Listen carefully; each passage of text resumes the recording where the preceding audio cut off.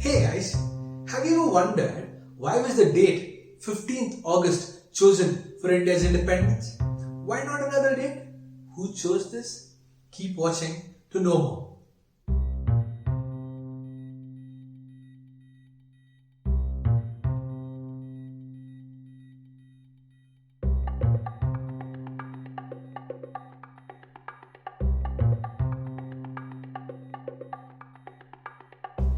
In 1929, the Congress Party under Pandit Nehru called for Purna Swaraj or complete independence from the British Raj, and they chose 26 Jan for India's independence. But history had something else in store. And to understand this, we need to understand this particular personality, Lord Louis Mountbatten. So who was Lord Mountbatten? He was a high-ranking British naval officer and the supreme commander of the Allied forces in Southeast Asia during the Second World War. And for those of you who haven't binge-watched Crown on Netflix, he was a member of the British royal family.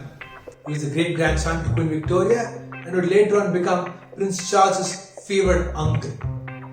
He was tall, imposing and charismatic. He was somebody who deeply cared for his public image.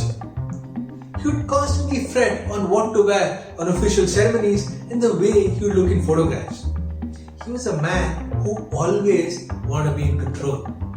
After the Second World War, Britain was bankrupt, riddled in debt, and as a failing power, he wanted to get out of his colonies, including India. So, Lord Louis Mountbatten was chosen as the last Viceroy of India. He arrived in India in March of 1947. And he had little more than a year to ensure smooth transfer of power. But looking at the underlying tensions and the call for partition, he very quickly realized that the longer the British stayed in India, the more they'd be blamed for the turmoil.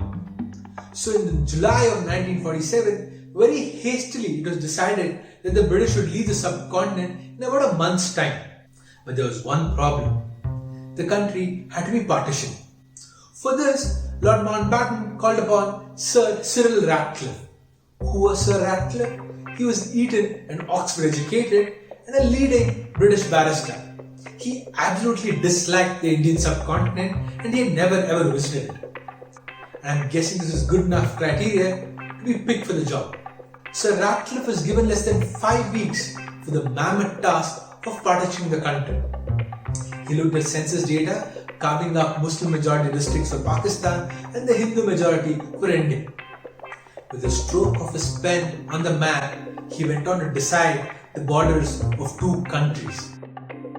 Sir Ratcliffe finished his job and left India on 14th August 1947, never ever to set foot on the land he had partitioned.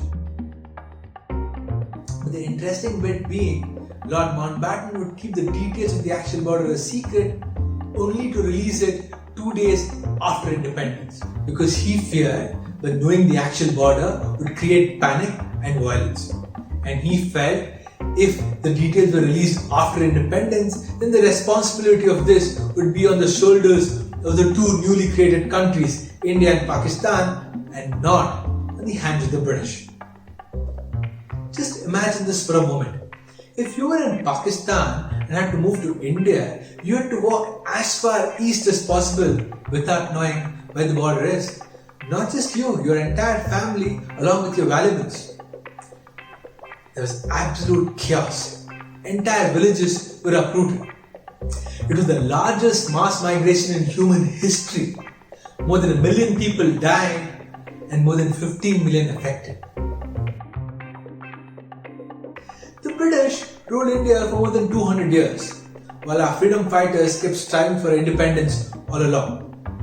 After 200 years, the decision on when to leave India was taken on a whim, and that too to satisfy the vanity of one man, Lord Louis Mountbatten. All this for what? Because on the same date 2 years prior, 15th August 1945, Lord Louis Mountbatten, the supreme commander of the Allied forces, oversaw the Japanese surrender in World War II. Hence, this date became special to him. And so, 15th August became India's Independence Day.